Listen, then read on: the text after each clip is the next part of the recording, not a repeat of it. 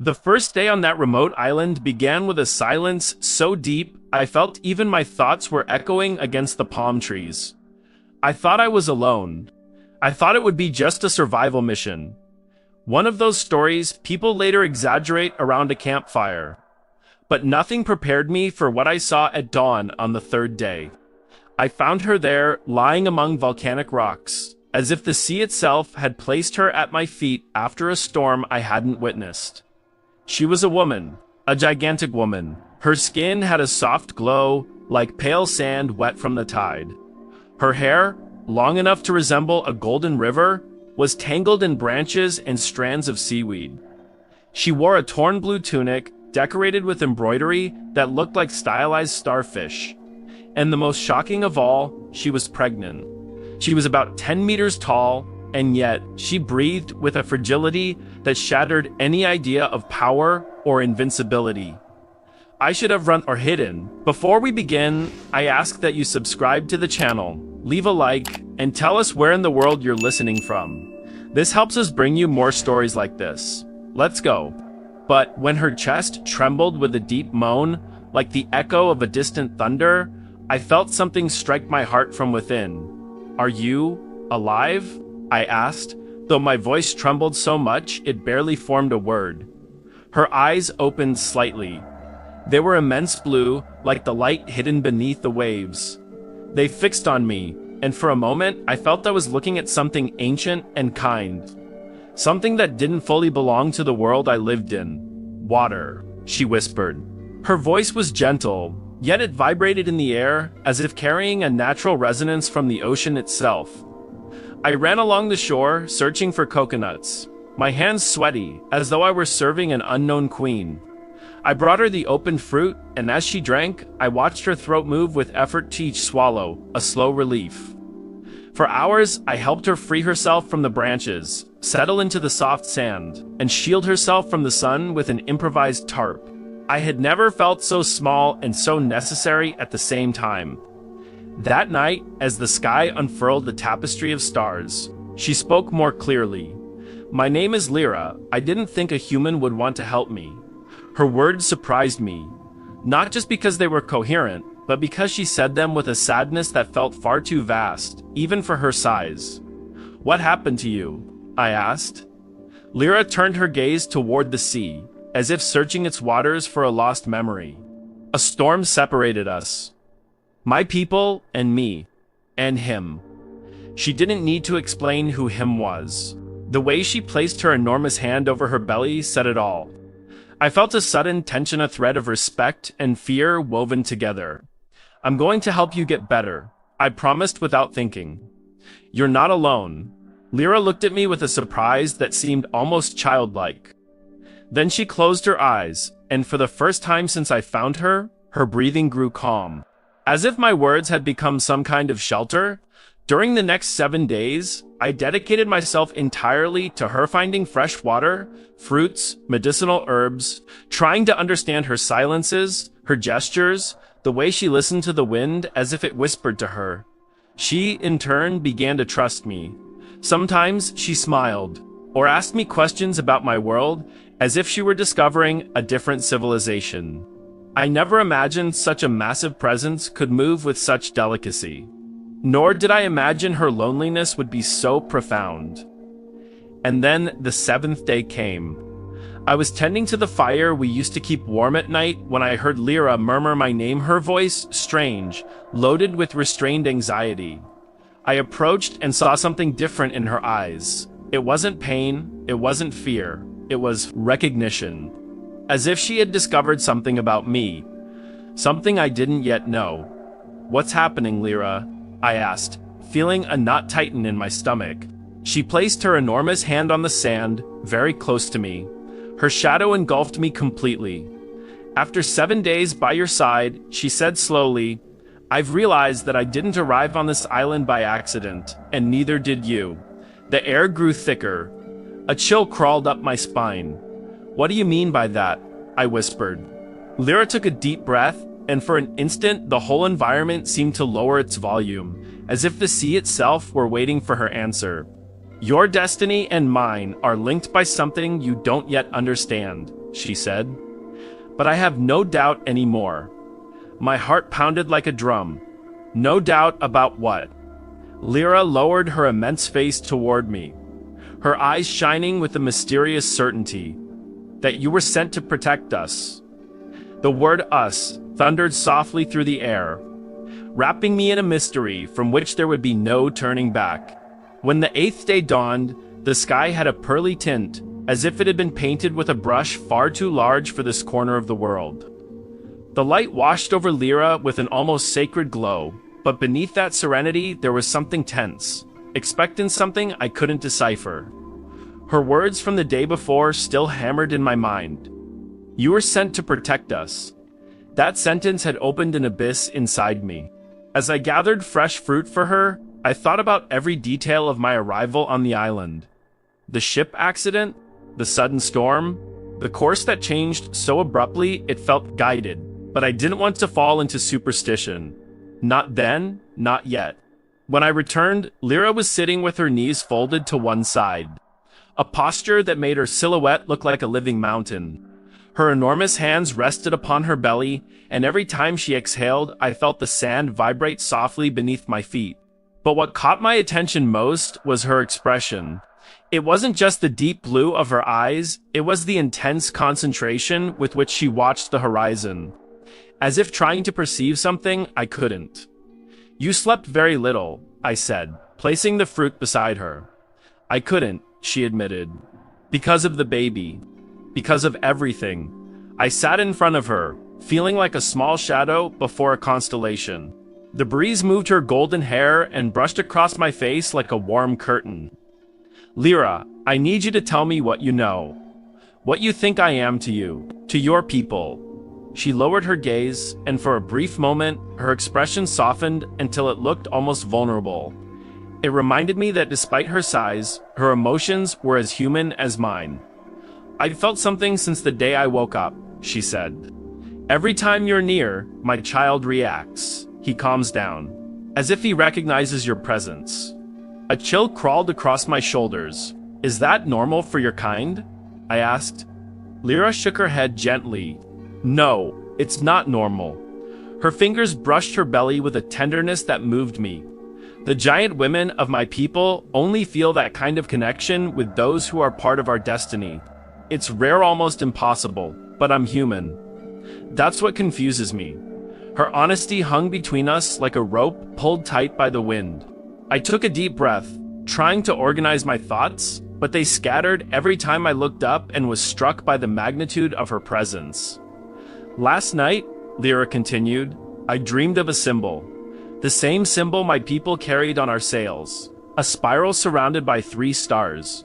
That symbol glowed above you, as if it had chosen you. Chosen for what?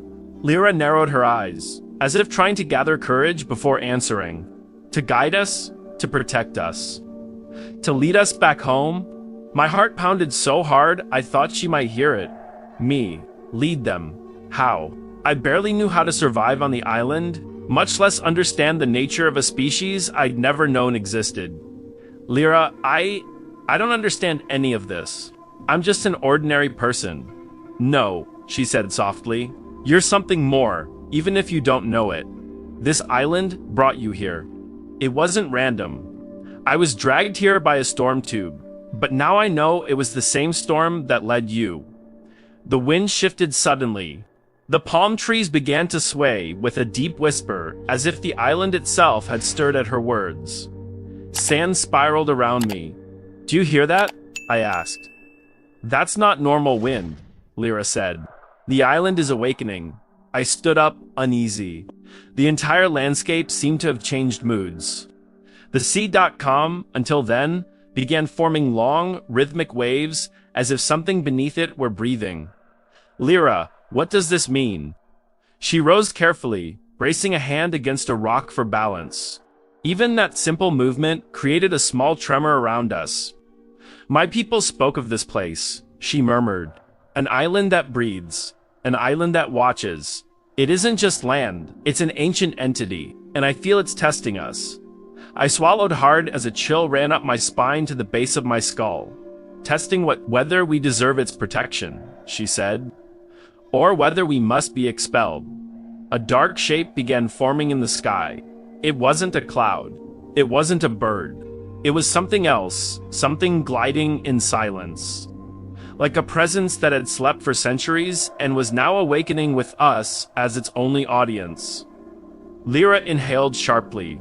"We need to move," she said, fast. As I gathered my things, I felt an invisible pressure in the air, as if the world itself were holding its breath. And for the first time, I understood I wasn't living a coincidence. I was living a prophecy. The shadow in the sky moved with an unnatural slowness, as if it didn't need to hurry to impose its presence. I watched it from the beach while gathering my few belongings, and with every passing second, I became more convinced that it wasn't an animal, or a drone, or any kind of weather formation. It was something else, something conscious. Lyra stood up with a soft groan, one hand on her belly. Her colossal size made the morning light fracture against her silhouette as though it were hitting a living statue. But her eyes, usually so serene now, held an unsettling glow. "We need to head toward the interior of the island," she said. "The shadow is watching us." I glanced up at the dark shape suspended in the sky. It swayed as if floating on an invisible ocean. For an instant, I thought I saw a reddish glimmer at its center, like an eye beginning to open. A shiver ran through me. "What is that?" I asked as we walked between the trees. Lyra moved with slow, deliberate steps, careful not to rip up roots or smash rocks beneath her immense feet. Even so, each step made the ground vibrate like a deep heartbeat. I ran beside her, barely keeping pace, feeling small and exposed within the embrace of the jungle. "It's not from my species," she said, "but I recognize it." "How can you recognize something like that?" "By the feeling it leaves behind." Her answer confused me even more. The jungle grew denser. The smell of damp earth and new leaves filled the air. As we advanced, I started noticing something strange. The trees seemed to lean slightly toward Lyra, as if her presence exerted a mysterious gravity. It wasn't fear, it was reverence. "Lyra, the island. It's reacting to you," I murmured. "Not just to me," she said without stopping. "To you as well." I turned toward the trees. One of them, a thick trunk, covered in mossad, shifted its lower branches toward me, almost as if it were sniffing me. I stumbled back, trembling. "That's impossible. This island is ancient," Lyra said. "Older than my people, and older than yours. And what does it want from us?" "That is what we must discover." We walked for hours. Finally, we reached a clearing where the sunlight fell in golden columns. At the center was something I couldn't describe as simply stone, or simply an artifact. It was a tall monolith, tilted to one side, covered in spiral symbols identical to the one Lyra had mentioned in her dream. She looked at it with trembling lips. "That symbol," I said. "It belongs to my people," she finished. "But we didn't build this." I approached the monolith. The surface was cold, far too cold for something exposed to the sun. I traced the carvings with my fingers. As I did, I felt a tingling, like soft electricity. "What does it mean?" I asked. Lyra watched me from above, her enormous eyes flickering between awe and fear. "I'm not sure, but I feel I must show you something." She lowered herself carefully, moving slowly so the ground wouldn't shake too much. Her face descended until it was almost level with mine. Her warm breath swept over me like a giant breeze. "Close your eyes," she said. I obeyed. I felt the tip of her index finger large as a young tree trunk pressed gently against my chest, right over my heartbeat. She didn't press. She barely touched. Yet the contact created an echo inside me, as if something within me responded. Suddenly, an image burst through the darkness behind my eyelids. I saw an endless sea. I saw massive sails, blue and white, moving through a luminous current that was neither water nor air. I saw Lyra not wounded, not lost, but radiant, guiding her people through the stars. And in the middle of it all, I saw myself. Not as a giant, not as a warrior, but as a point of light. A spark connecting to worlds. I opened my eyes sharply, gasping. Lyra withdrew her finger, watching me with a mix of compassion and recognition. What you saw, she said, is part of the truth. But how? Why me? Lyra sighed, because you are not only human, you are a bridge. I felt my mind tremble as if reality had cracked beneath my feet. A bridge between what? She lifted her gaze toward the sky. The shadow was still there, lower now, closer. As if it had been waiting for this moment. Between your world, Lyra said, and mine. The air grew heavy. A deep vibration shook the ground. Then, the monolith lit up.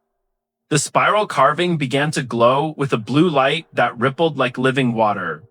The entire forest fell still, and I knew something had begun, something I could never undo. The monolith glowed as if it had awakened from 1,000 years' sleep. The blue spiral pulsed with a rhythm that wasn't human or giant, something in between. A cadence that seemed to beat in sync with my own heart. The light washed over the entire jungle, and for a moment, I felt as if my feet were no longer truly touching the earth. As though the island itself had paused its breathing to observe us more closely. Lyra stepped back, instinctively shielding her belly with both hands. Despite her size, I saw her tremble, not physically, but from somewhere deep within her spirit. I could hardly move. The shadow in the sky descended a few more meters, like a silent eclipse, gray and watchful. Lyra, I whispered, unable to tear my eyes away from the monolith. What's happening? She swallowed hard, turning her face toward me with a maternal worry. As if she wasn't just protecting me, she was protecting something inside me that I didn't yet understand. The island is recognizing you, she said. And through you. It's testing me. Why you? Because what I carry in my womb is not just my child. He is an heir. And heirs always awaken ancient forces. The monolith projected a wave of light that passed straight through me. It didn't hurt, but I felt as if every thought in my mind had been reorganized into a new pattern, one I hadn't chosen. I fell to my knees, gasping, as if an invisible wind had emptied my lungs. Don't come closer, I shouted when Lyra tried to step toward me. A second wave burst from the monolith, more intense this time. The sand vibrated. The leaves trembled. And for the first time since I'd met her, I saw a flicker of helplessness in Lyra's eyes. I can't leave you, she said. I don't have a choice. The island, it's calling me. The third wave was different. It didn't expand outward. It contracted, as though the spiral were trying to draw me in. The light formed a perfect circle around my feet. Inside the circle, the ground changed color, shifting to a deep liquid blue. Then, I heard the voice. It wasn't in the air. It was inside me. Fear not, bridge. My whole body tightened. The voice was ancient, older than any word I had ever heard on earth. Who are you? I whispered, breath uneven. The light vibrated. I am the island. I am what remains of the guardian of two worlds. Lyra knelt beside me, even though the ground rippled under her weight. Her massive face hovered near mine, full of worry. What is it telling you? She asked, her tone a mix of fear and hope. It says, I'm a bridge. The light intensified. The circle around my feet began to expand, like a ring trying to include Lyra as well. She stepped back, but the ring continued advancing, obeying a logic larger than either of us. Your child? I murmured suddenly, feeling the words being placed in my mouth by another presence. He's the key. Lyra pressed both hands to her belly. Her expression shifted abruptly. It was no longer fear, it was understanding. The guardian is waking, she said, and it wants to know if my child has the right to be born here. The voice returned stronger. The heir must prove purity. His lineage must be complete. His spirit must be worthy. Worthy of what? I asked weakly. Of opening the path. The sky darkened further. The shadow descended, finally revealing something I hadn't expected. It wasn't an object. It wasn't even a creature with a defined shape. It was a cluster of red lights, like eyes suspended in a body of black mist. It didn't walk, it didn't fly. It simply was, watching. Lyra rose to her feet with monumental effort, breathing heavily. Her knees trembled.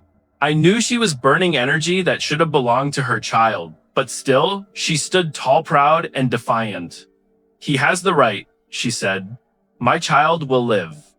The shadow answered with a silent shriek of vibration that rippled through the jungle and across the sea. It was a denial, a warning. "What does it want?" I asked, unable to move. Lyra looked straight into my eyes. There was trust in hers, but also a spark of deep pain. "It wants you to prove it."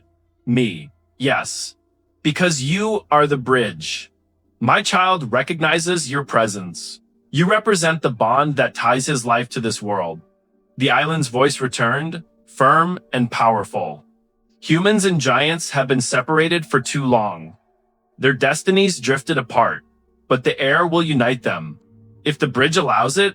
The shadow descended further, cloaking the clearing in a thick twilight. "What do I have to do?" I asked.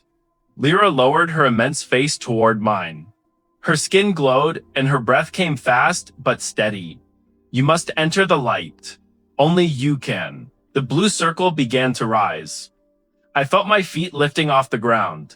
"Trust," she said, her voice vibrating through my soul. "Trust in what you are, even if you don't understand it yet." The light closed around me. The shadow lunged, and the island chose. The light lifted me as if I were a leaf caught in an upward current. My whole body vibrated not with pain, but with an overwhelming intensity, as though thousands of ancient voices had awakened inside me all at once. The shadow dropped sharply, its dark form covering the clearing with an unnatural cold. The jungle groaned under its invisible weight. Lyra shouted my name. Her deep voice resonated in my chest like a compassionate thunderclap. I tried to reach out to her, but the light held me suspended, caught between the gravity of my origin and the pull of something greater. The island's voice grew stronger, so vast it seemed to echo in every stone, every root, every cell of my body. "The bridge will be tested." A wave of energy burst from the monolith's spiral. The shadow answered with a red flash, as if the island's claim had provoked its fury. Then, in a movement I will never forget, the shadow hurled itself toward me with impossible speed, a mass of darkness ready to devour me. But the light reacted first. It wrapped around me completely, forming a translucent shield that trembled under the impact. It felt as if an entire ocean were pushing against me. My bones vibrated. My vision exploded into sparks. And then, I saw something. I saw Lyra holding her belly, kneeling, trembling but firm. I saw her child glowing from within, a gentle light responding to mine. And in that instant, I understood something I never would have imagined. I wasn't meant to fight the shadow. I was meant to complete it. "Do not fear," the island's voice said. "Darkness is not your enemy. It is part of the path." The shadow halted in front of me, rippling like smoke trapped beneath glass. The red points that resembled eyes flickered, and for a moment I felt its intention. Fear, confusion, longing. It was as if this ancient entity didn't know whether to destroy me or beg for my understanding. The light around me began to shift, turning into shades of gold and green, like trapped auroras swirling in a vortex. I felt the energy not only coming from the monolith but from me, and more astonishing still, from Lyra's child. The island's voice softened. "The air will choose, but the bridge must guide him." Then I knew with absolute certainty. My purpose wasn't to fight. My purpose was to decide. I looked at the shadow, swaying as if awaiting a judgment that had chased it for centuries. This entity, so terrifying at first, no longer felt like a monster. It felt like a lost part of the same balance that had shaped the island. I took a deep breath and stepped toward it. The light expanded. The shadow quivered. Lyra held her breath. I felt it even without seeing her. I took another step. The light didn't protect me now. It simply walked with me. When I reached out my hand, the shadow recoiled slightly, as if unable to believe a human could touch it without fear. But I didn't retreat. It brushed against my palm, and the world turned white. There was no pain, no collision. It was a communion, a connection between two forces that had been separated for far too long. And when the light faded, the shadow was no longer dark. It was silvery ethereal, shimmering like moonlight on deep water. The Guardian. The entity bowed its form to me, then to Lyra. The sky cleared as if someone had erased the storm with an invisible hand. The jungle exhaled. Everything moved again softer, more alive. The monolith stopped glowing, but the spiral remained etched in my mind forever. The island's voice spoke one last time. The bridge has accepted its destiny. The heir will be born in peace. The path is open. The silver entity rose slowly until it vanished among the clouds, leaving behind a radiance that fell like luminous rain upon the earth. The light holding me finally released me, but I didn't hit the ground. Lyra caught me with a warm, immense hand, pulling me against her chest as if I were the most precious thing she had. "You did it," she whispered, her voice trembling. "We did it," I corrected. We stayed there for long minutes, breathing the renewed air of the island. The sea was calm. The jungle hummed new songs, and for the first time, I felt the universe had found a strange, improbable, but very real balance. At last, Lyra smiled, a soft, deep smile, full of gratitude. "Now I understand," she said. "Why you came to this island." "Why?" I asked. "Because my child doesn't need just a protector. He needs a bridge. Someone who connects his heritage to the world waiting for him." And in that moment, I understood that my destiny didn't end here. It was only beginning.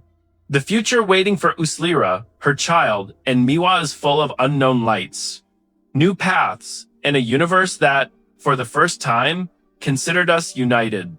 A prophecy fulfilled, and another just beginning. If you enjoyed this story, remember to subscribe to the channel and leave a like. It helps us keep bringing you more enchanting tales like this one to brighten your day. And tell us in the comments, from which city in the world are you listening? See you next time.